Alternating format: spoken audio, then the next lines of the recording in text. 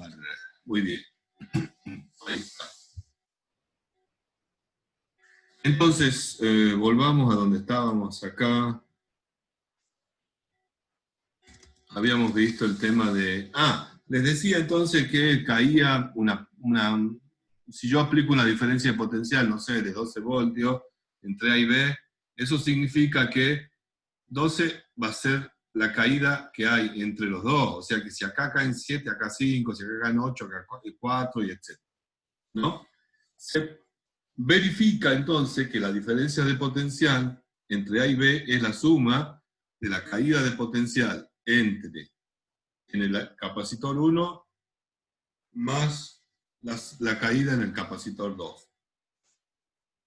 Ahora bien, sabemos que la capacidad era Q sobre B, entonces B1, la caída de potencial en el capacitor 1 es la carga Q sobre C1. Como los capacitores están en serie, ambos se cargan con la misma carga Q. B2 será Q sobre C2. Y como B era B1 más B2, reemplazando B1 por Q sobre C1 y B2 por Q sobre C2, sacando factor común Q y acomodando un poquito esta expresión, la capacidad equivalente de dos capacitores colocados en serie se determina, o sea, la inversa de la capacidad equivalente de los capacitores en serie es 1 sobre C1 más 1 sobre C2. En general, si tengo I capacitores, N capacitores, bueno, será la sumatoria de las inversas de los N capacitores. Entonces, si tengo 10, tendré que hacer, no sé, 1 más C1, más 1 más C2, más 1 más C3, etc. Entonces, cuando los capacitores están puestos en serie, la capacidad equivalente va a ser menor que la menor. Por ejemplo, si esta capacidad fuera 1 microfaradios y esta fuese 10, la capacidad equivalente va a ser menor que 1. Si yo los pongo en serie, la capacidad disminuye. Acá pueden ver el ejemplito un poquito más tecnificado, digamos. Se establece la diferencia de potencial, aparece la carga Q en ambos capacitores. Vemos que la caída de potencial en 1 y 2 es esa. Ahora lo que hacemos es sumar las caídas de potencial, reemplazamos, etc. y llegamos a lo mismo. ¿Qué pasa si los capacitores están puestos en paralelo? O sea, ¿qué ocurre cuando yo conecto los condensadores en paralelo? En vez de adquirir la misma carga, los someto a la misma diferencia de potencial. La diferencia de potencial que hay entre A y B se establece tanto en Q1 como en Q2. Pero como consecuencia de ello, hay una carga diferente en cada uno de ellos. En el capacitor de arriba se establece una carga Q entre las placas, y en el de abajo, una carga arriba Q1 y abajo Q2.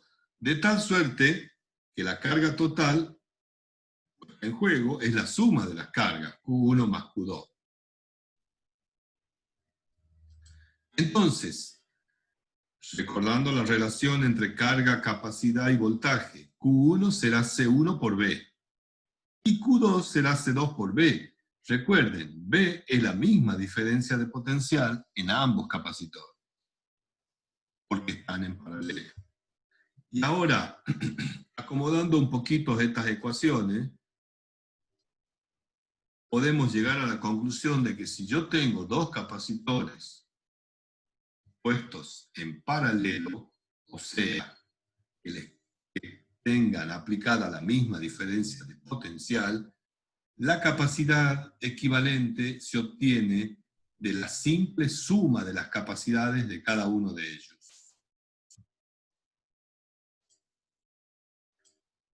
Entonces, si ahora tengo capacitores conectados en paralelo, la capacidad equivalente se obtendrá simplemente sumando las capacidades de cada uno.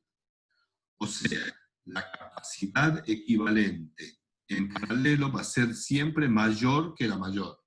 Si esta vale 1 y esta vale 10, la capacidad equivalente será 11. Microfaradio, picofaradio o lo que fuera que estemos midiendo. De vuelta aparece el otro dibujito para dejarlo un poquito más en claro. Acá tienen los dos capacitores sometidos a la misma diferencia de potencial y la capacidad equivalente que se obtendría de los capacitores puestos en paralelo, que sería la suma. C1 más C2. Y si hay más capacidades, más capacitores, simplemente hay que irlo sumando. Bueno. ¿Alguna duda hasta acá o vamos bien? Vamos bien, profe. Vamos bien. Ok, si no, entonces, fíjense, carga, capacidad, voltaje. Son las tres cosas que tienen que tener en cuenta acá. La carga, la capacidad y el voltaje, y que la carga es proporcional al voltaje.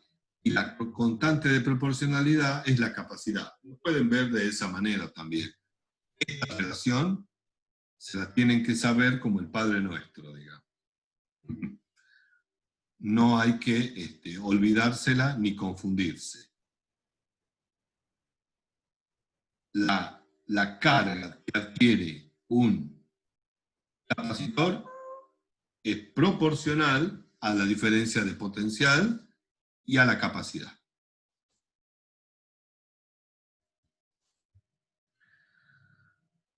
¿Qué pasa si tenemos muchos capacitores conectados? No sé. Por ejemplo, acá, fíjense. Veamos la parte A del dibujito. ¿No? Entre A y B tenemos 1, 2, 3, 4, 5 capacitores. Y nos piden que obtengamos un capacitor que los reemplace a esos 5. Entonces, ¿cómo tenemos que hacer? Tenemos que ir disminuyendo, reemplazando parcialmente los capacitores que nosotros sepamos cómo están conectados. Si uno mira el dibujo acá, A, ve que hay un capacitor de 3, uno de 11, uno de 9, uno de 12 y uno de 6. Y puede establecer que el capacitor de 12 con el capacitor de 6 están en serie, porque les llega la misma carga a los dos. De los demás no podemos decir nada, porque, bueno, podríamos decir que estos dos están en paralelo, pero a su vez estarían en paralelo con este. Entonces, nos conviene obtener la capacidad equivalente de estos dos que sabemos que están en serie para reemplazarlo por uno y hacer que esta red de capacitores colocados de esta manera se vaya simplificando. Fíjense. Pasemos ahora al siguiente paso. Este capacitor de 6 y este capacitor de 12, como están en serie, los tengo que reemplazar por uno que saldría de hacer la equivalencia entre 6 y 12 puestos en paralelo. Entonces, fíjense, este se va a llamar C'. 1 sobre C', la inversa de la capacidad de estos que están en serie, va a ser 1 sobre 12 más 1 sobre 6. Bueno, si ustedes resuelven matemáticamente esto, le da que C vale 4. Entonces, en vez de poner el capacitor de 12 y el capacitor de 6, pongo un hito de 4 ahí. Y ahora resulta que si yo analizo este circuito, esta parte del circuito, veo que 3, 11 y 4 están en paralelo. Con este y con este están en paralelo. ¿Por qué? Porque la diferencia de potencial es la misma para los tres. Entonces, ¿qué hago? Lo reemplazo por uno solo, que vale 18. Porque acá es más fácil. 3 más 11, 14. Más 4, 18. Y resulta que me queda, ahora, uno entre A y B, uno de 18 con uno de 9, que están en serie, porque les pasa la misma carga. Entonces, calculo la capacidad equivalente de estos dos, que sería resolver esta ecuacioncita, 1 sobre 18 más 1 sobre 9. Y resulta que me da 6 microfaradios. Entonces, de estos 5 que tenía en el apartado A, he llegado a uno solo, que los reemplaza a estos 5, que vale 6 microfaradios. ¿Y cómo lo he ido haciendo? Encontrando dentro de esta red de capacitores conectados, cuáles estaban en serie, cuáles estaban en paralelo, etc. ¿De acuerdo? Supongo que sí. Bueno, ahora vamos a ver la parte de la energía. Un capacitor almacena carga y por lo tanto almacena energía. Por ejemplo, los flashes que había antes, que venían en las máquinas, en las viejas máquinas fotográficas, que traían el flash incorporado o se le podía poner un flash aparte. ¿Cómo funcionaban? Se conectaban a una batería, tenían unas pilitas, esas pilas almacenaban energía en un condensador, y cuando uno apretaba el botón de la foto, el condensador descargaba esa energía sobre una lámpara de descarga que se prendía un instante. Eso era el flash de una máquina de foto. En los celulares actuales, el flash es una lente LED, pero el sistema sigue siendo el mismo. Hay que cargar un condensador para que se descargue rápidamente en la lámpara. Bueno, ¿cómo analizamos el tema entonces? Cuando se carga, dice, un condensador con una batería, una fuente de tensión, la batería realiza un trabajo para tener que transportar los electrones, los portadores de carga de una placa a otra. Este trabajo supone un aumento de energía potencial en los portadores, que no es otra cosa que la energía eléctrica que se almacena en un condensador. O sea, esa energía que usó la batería para mover los portadores de carga se almacena en el condensador. Es lo mismo que ocurre cuando uno lo ve mecánicamente, cuando uno comprime un resorte. Por ejemplo, esos viejos rifles de aire comprimido, antes de que vengan las botellitas de gas. Uno comprimía el resorte que había internamente en el rifle, eso almacenaba energía, y cuando apretaba en el gatillo, esa energía se liberaba, impulsando al balín. Bueno, con el condensador pasa algo parecido. Se almacena la energía que queda disponible para usarse cuando se la requiera.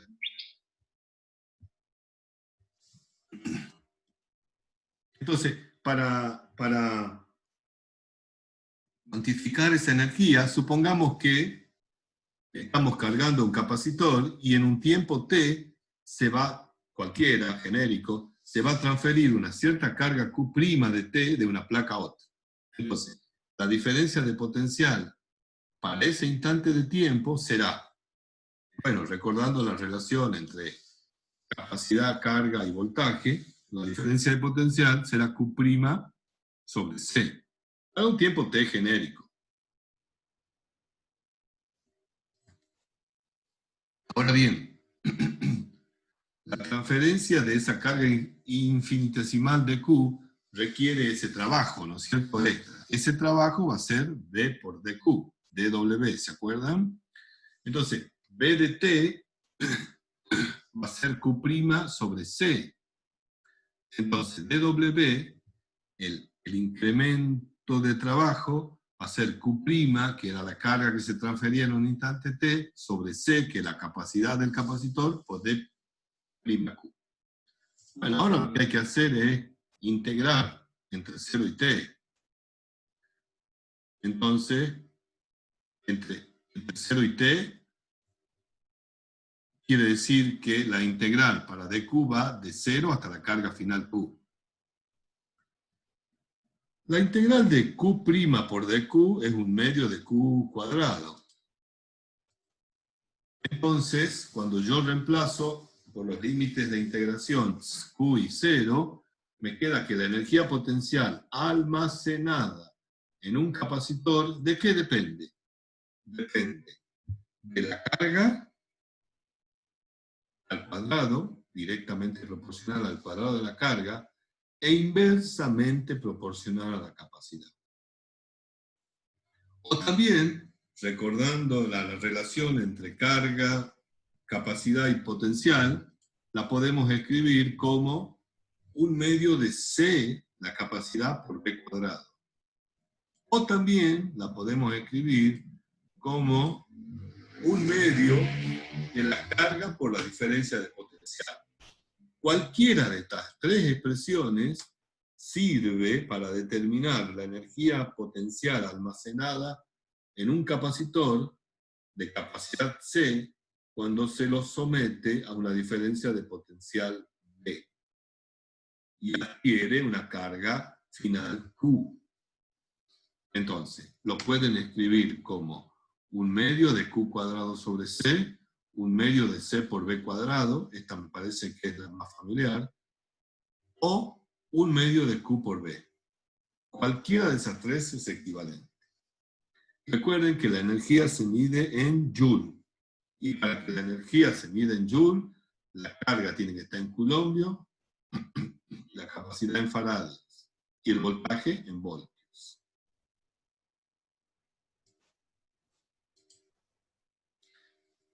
El otro concepto que se usa mucho, sobre todo, no sé, ustedes alcanzaron a ver ondas mecánicas. Hola. No, que sepa no. No, No no. recuerdo. Onda. No, no bien. No recuerdo. Como si fuese. Es la verdad. Bueno, no importa. Ondas mecánicas no. Hidrodinámica sí. Sí, hidrodinámica sí vimos, profe. Ajá, alcanzaron a ver. Bueno, ¿se acuerdan así vagamente, como en una nebulosa, el teorema de Bernoulli? Sí, sí me acuerdo. ¿Se acuerdan más o menos del teorema de Bernoulli? El teorema de Bernoulli era la aplicación del teorema trabajo y energía a un fluido con un fluido ideal, digamos, con ciertas características ideales, era incompresible, etc. Wow. Y ahí ustedes, para llegar a la expresión esa de Bernoulli, dividían, no sé, tenían, el tema era que la presión de energía mecánica era igual al trabajo neto, qué sé yo, y para llegar a escribir todo en función de la presión, dividían en el volumen. Dividían la energía en el volumen. O sea, en definitiva, estaban obteniendo una densidad de energía. La densidad de energía es la cantidad de energía por unidad de volumen. Así como la densidad de la materia es la masa sobre el volumen, la densidad de energía es la energía por unidad de volumen. No es otra cosa que eso, la densidad de energía. ¿no? Entonces si ustedes quieren calcular la densidad de energía o no la almacenada en un condensador, por ejemplo, el más común de todos, de placas paralelas, ¿qué tienen que hacer? Bueno, tienen que dividir la energía en el volumen. Bueno, no vamos a ahondar mucho en esto, simplemente que la densidad de energía, fíjense, para un capacitor plano paralelo, para la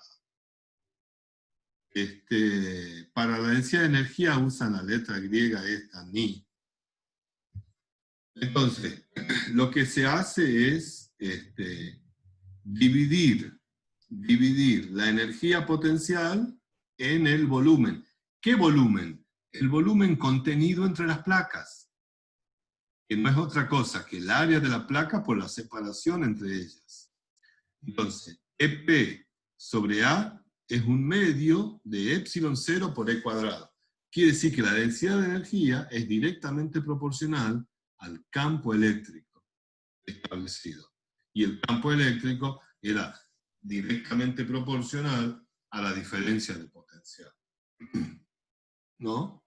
Bueno, entonces, la densidad de energía de un capacitor de placas planas y paralelas la puedo expresar en función, fíjense qué sencilla la expresión, un medio de epsilon 0 por la intensidad del campo eléctrico al cuadrado. Siempre y cuando no haya vacío o aire entre las placas.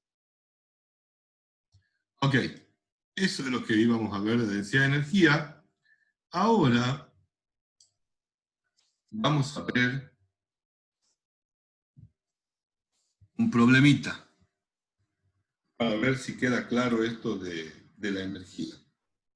Fíjense, se los voy a leer detenidamente. En la figura esta, que está aquí abajo, se carga un capacitor de capacitancia C1, 8 microfaradios, al conectarlo a una fuente de diferencia potencial de 120 voltios que no aparece en la figura. O sea, el capacitor de la izquierda, el de 8 microfaradios, lo acabo de cargar y tiene una carga Q sub 0. Ahí se la ve. En rojo los positivos, en azul los negativos. Está cargadito. Inicialmente el interruptor S, que lo conectaría al otro capacitor, está abierto. Una vez que C1 se ha cargado, se desconecta la fuente de la diferencia de potencial. O sea, acá ya no se la ve. Y la pregunta dice ¿cuál es la carga Q sub 0 en C1 si se deja abierto el interruptor S? Primera pregunta.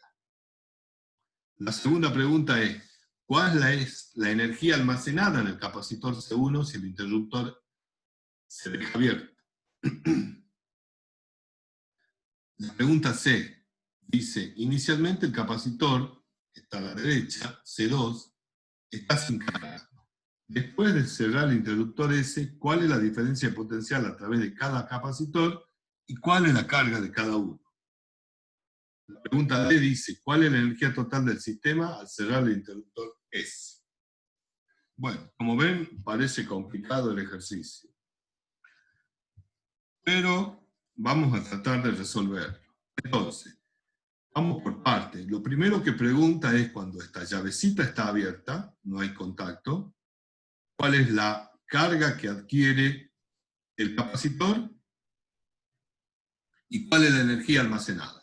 Eso no debiera ser problema para nosotros, ya que hemos visto cómo se calcula la energía y qué relación hay entre la capacidad y la diferencia potencial y la carga.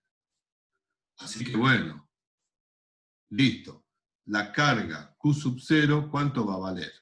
Y bueno, multiplico C1 por B sub 0. B sub 0, 120 voltios, C1, 8 microfaradios.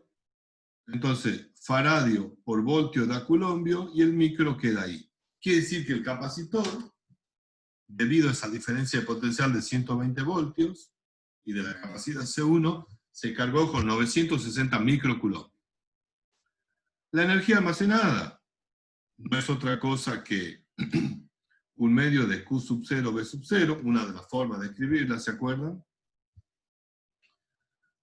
Ya tenemos la carga, tenemos la diferencia potencial. Fíjense, 0,058 joules. Muy poquita energía. Ahora bien, pasemos a la otra parte. Cuando cerramos el circuito. Si cerramos el circuito, ¿qué es lo que va a pasar? Imagínense ustedes que tienen un tanque con agua a una cierta altura. Yo ya les hice esta comparación. Tienen un tanque o un vaso con agua lleno y otro vacío, y los tienen conectados por una manguerita que tiene una llave. Cuando ustedes abren la llave, es como si entre los dos capacitores estableciesen el contacto. ¿Qué pasa cuando abren la llave entre los dos vasitos? ¿Qué es lo que pasa?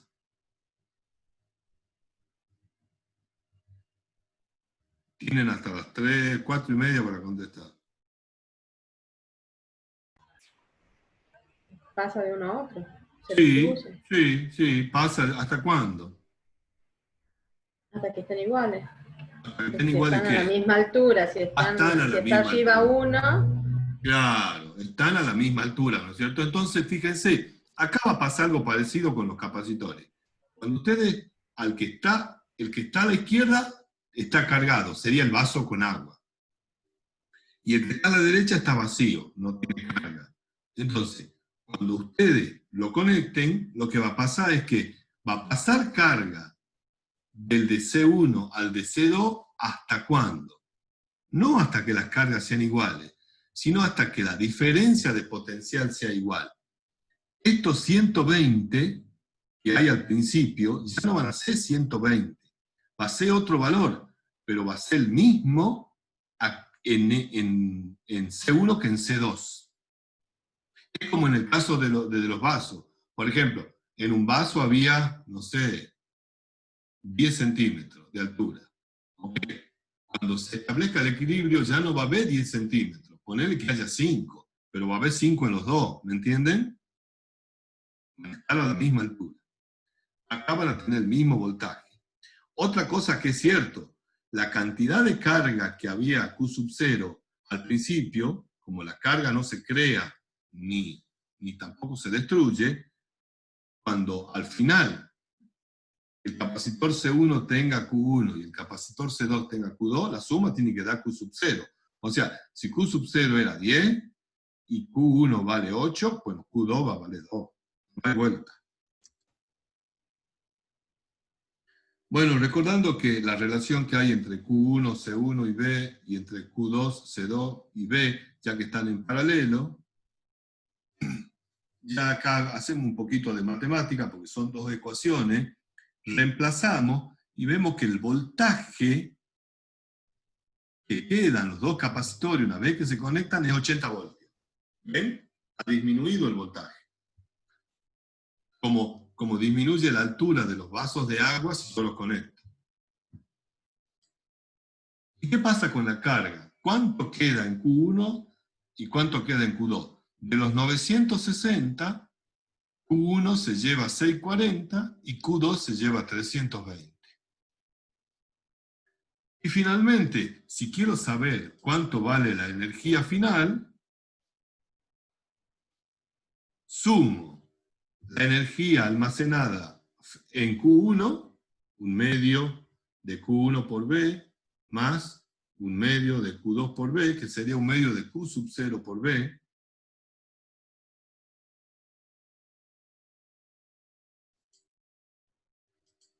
Y resulta que la energía almacenada ahora, después de que los capacitores se han conectado, es menor que la que había antes. Antes había 0,058 joules. Y ahora hay 0,038. les dejo como tarea explicar por qué hay menos energía en el estado final que en el estado inicial. Bueno, ¿en qué se aplican los capacitores? ¿En qué se aplican? ¿Cuál es, digamos, su uso, su aplicación? ¿Para qué estamos estudiando tanto los capacitores? Nos quedan 3 minutitos, ¿no? Después hacemos la última cuando termine esto. Bueno, los capacitores se usan, bueno, en las unidades electrónicas de flash, ¿no es cierto? Lo que yo les decía. Incluso en sus teléfonos deben tener un montón de capacitores. Para corrección del factor de potencia, ese es un uso que se da en la industria cuando la carga de las fábricas es muy reactiva. O sea, una fábrica que tiene muchos motores eléctricos tiene una carga muy inductiva. No le voy a explicar ahora lo que es el factor de potencia, pero se usan bancos de capacitores para corregirlo. Es como decir, hay mucha carga inductiva, bueno, pongo carga capacitiva para equilibrar la cosa. Porque si no, EDET te multa. También sirve para liberar muy rápidamente la energía, ¿no?